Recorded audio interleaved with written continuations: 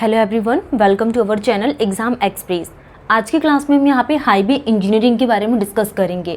जैसा कि हमने यहाँ पे हाईवे इंजीनियरिंग सब्जेक्ट स्टार्ट किया और हाईवे इंजीनियरिंग में हमने क्या डिस्कस किया, यहाँ पे पेवमेंट के डिज़ाइन के बारे में डिस्कस कर रहे हैं। तो जैसा कि हम यहाँ पे पेवमेंट के डिज़ाइन के लिए बात करें तो जो पेवमेंट के डिज़ाइन है जनरली किस बेसिस में की जाती है, हमने इसकी बेसिक इन्फॉर्मेशंस के बारे में समझे एंड देन उसके बाद हमने यहाँ पे इसके टाइप्स के बारे में समझा कि अगर हम यहाँ पे पेवमेंट के टाइप्स के लिए बात करें तो जो टाइप्स होती है इसके दो टाइप्स की होती है। First is the flexible pavement. First क्या होती है, फ्लेक्सिबल पेवमेंट के लिए हम बात करते हैं एंड सेकंड क्या होता है, रिजिड पेवमेंट। सेकंड हम यहाँ पे किसके लिए बात कर रहे हैं, रिजिड पेवमेंट के लिए बात कर रहे हैं। तो ये दो टाइप की क्या होती है, पेवमेंट होती है, फ्लेक्सिबल पेवमेंट एंड क्या होती है, रिजिड पेवमेंट। तो फ्लेक्सिबल पेवमेंट को हमने यहाँ पे डिटेल्स में समझे थे कि इसमें डिफॉर्मेशंस कैसे कॉज करते हैं एंड रिजिड पेवमेंट के बारे में हमने डिस्कस किया था कि इसमें डिफॉर्मेशंस कैसे कॉज करते हैं। जैसे कि deformation in the lower layer ये रिफ्लेक्ट करता है किसको, सरफेस लेयर को, and deformation does not reflect on the surface layer. तो ये डेफिनेशंस क्या कहलाती है, रिजिड पेवमेंट की।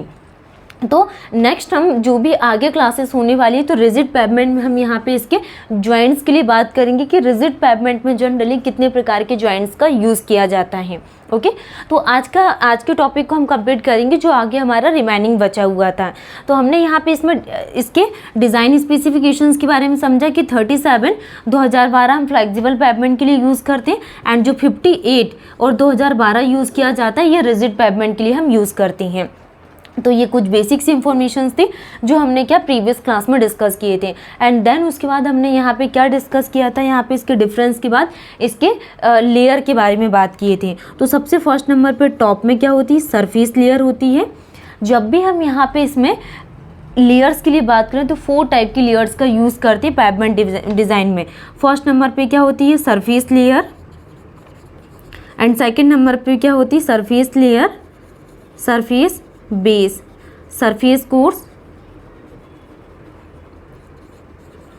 Surface course, base course and base course की बात किया जाएगा सब बेस कोर्स, बेस कोर्स, सब बेस कोर्स और सब बेस कोर्स की बात किया जाएगा सब ग्रेड, सब ग्रेड कोर्स। तो ये 4 टाइप की कोर्स का यूज़ किया जाता है, सरफेस कोर्स, बेस कोर्स, सब बेस कोर्स एंड सब ग्रेड कोर्स। तो ये क्या आ जाएगी यहाँ पे, layer number 1 and this is the layer number 2 and this is the layer number 3 and this is the layer number 4। तो ये 4 लेयर का यूज़ किया जाता है, सरफेस कोर्स, बेस कोर्स, सब बेस कोर्स एंड सब grade course.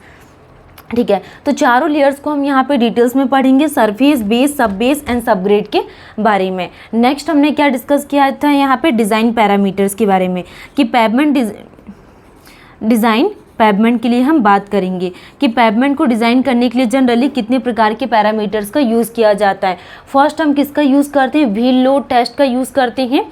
Wheel load test क्या होता है, व्हील लोड टेस्ट। तो मैक्सिमम परमिसिबल लिमिट कितनी यूज़ करते हैं इसमें, 8170 kg पर एक्सेल यूज़ किया जाता है wheel load test. And second क्या आ जाएगा हमारे पास, इक्विवेलेंट सिंगल व्हील लोड का यूज़ किया जाता है एंड हम stress equivalent single wheel load and stresses के बारे में हम बात करेंगे।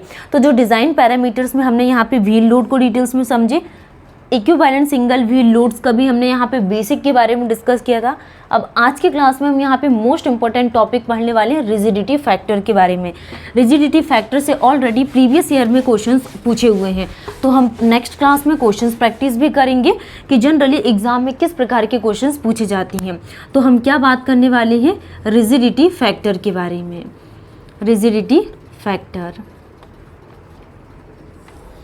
रिजिडिटी फैक्टर क्या होता है इसकी हम यहाँ पे डेफिनेशन समझेंगे।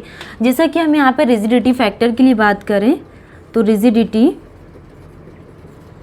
फैक्टर इक्वल टू क्या होता है, rigidity factor equal to contact pressure, contact pressure,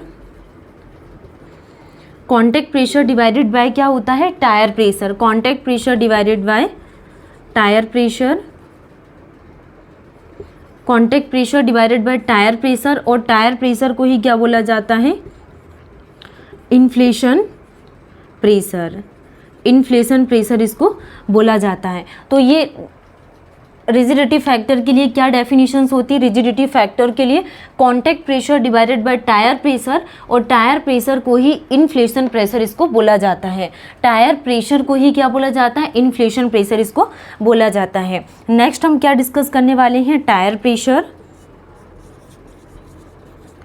next हम क्या डिस्कस करने वाले हैं? टायर प्रेशर हो गया ये, and this is the contact pressure. Tyre pressure, contact pressure, tyre pressure, contact pressure and rigidity factor. Rigidity factor. तो ये क्या हो गया हमारे पास? First is the tyre pressure, contact pressure and rigidity factor. जैसा कि हम यहाँ पे टायर प्रेशर के लिए बात करें, टायर प्रेशर क्या क्या होते हैं? जैसे हमने क्या यूज़ किया यहाँ पे? 7 kg per centimetre square, and ये 7 kg per centimetre square and 7 kg per centimetre square. तो ये क्या हो गया हमारे पास? Tyre pressure. And contact pressure और रिजिडिटी फैक्टर के लिए हम बात करेंगे। तो टायर प्रेशर हमने 7 kg पर सेंटीमीटर यूज़ किए, तो यहाँ पे कांटेक्ट प्रेशर क्या होगा? Less then 7 kg per centimetre square, and 7 kg per centimetre square हमारा टायर प्रेशर है, तो कांटेक्ट प्रेशर क्या होगा? Greater than 7 kg per centimetre square. और 7 kg per centimetre square tyre pressure है, तो कांटेक्ट प्रेशर कितना होगा? Equal to 7 kg per centimetre square. तो ये क्या होगा हमारे पास? Contact pressure. और रिजिडिटी फैक्टर के लिए बात करें तो less than 1 and greater than 1, और 7 kg पर सेंटीमीटर स्क्वायर है, तो रिजिडिटी फैक्टर कितना होगा यहाँ पे? Equal to 1। तो ये डेफिनेशंस एग्जाम में पूछी जाती है कि रिजिडिटी फैक्टर क्या होता है? तो contact pressure divided by tyre pressure, and tyre pressure is also known as inflation pressure इसको बोला जाता है। तो टायर प्रेशर हमने 7 kg per centimetre square, 7 kg per centimetre square, 7 kg per centimetre square. तो कांटेक्ट प्रेशर क्या होगा? Less than, and rigidity factor less than 1, और इसमें यहाँ पे greater than 7 and greater than 1, इसमें इक्वल टू, तो इक्वल टू कितना होगा? 1। तो rigidity factor is defined as the parameter which is known as the degree of tension. तो rigidity factor,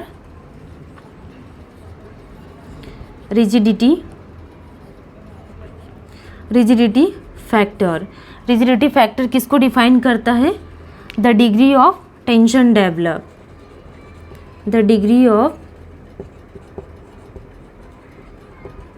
tension, the degree of tension develop on walls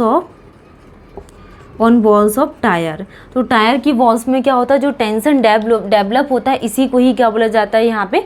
rigidity factor. Next हम यहाँ पे repetition of load के लिए बात करेंगे कि repetition of load की क्या डेफिनेशन होती है एंड ये किस चीज़ को डिनोट करता है। तो ये सारे पॉइंट्स आपको ध्यान रखना। रिजिडिटी फैक्टर से बहुत बार एग्जाम में क्वेश्चन पूछे जाते हैं कि ये contact pressure divided by tyre pressure और इन्फ्लेशन प्रेशर को डिनोट करता है। हमने tyre pressure, contact pressure and rigidity factor की सारी वैल्यूज़ के बारे में डिस्कस किया, एंड हमने ये भी डिस्कस किया यहाँ पे कि रिजिडिटी फैक्टर जनरली किसको डिनोट करता है? तो जो टेंशन डेवलप होती है on the walls of tyre. Next हम यहाँ पे रिपीटिशन ऑफ लोड के लिए बात करेंगे। नेक्स्ट हम बात कर रहे हैं क्या? Repetition of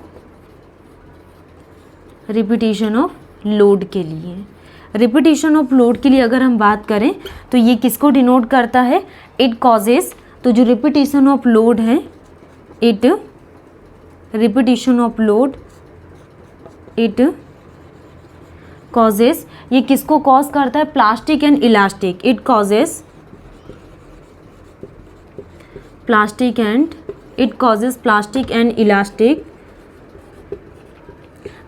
and elastic deformation को, प्लास्टिक एंड इलास्टिक डिफॉर्मेशन को क्या करता है? कॉज करता है। तो repetition of load, it causes plastic and elastic deformations which में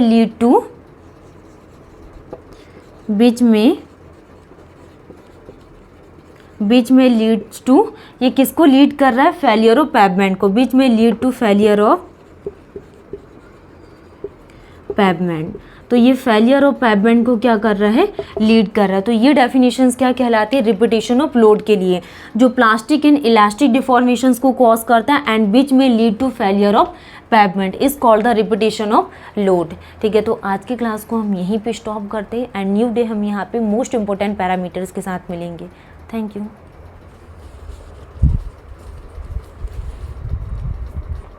इसमें और हम यहाँ पे एक बहुत इंपॉर्टेंट पैरामीटर्स के लिए बात करेंगे। तो अभी तक हमने जो भी डिस्कस किया सारे इंपॉर्टेंट पॉइंट्स हैं। नेक्स्ट जो भी क्लासेस रहेगी इसमें हम यहाँ पे कुछ क्वेश्चंस देख लेंगे कि एग्ज़ाम में जनरली जैसे एसएससी जेईई सब इंजीनियर में किस प्रकार के क्वेश्चंस पूछे जाते हैं।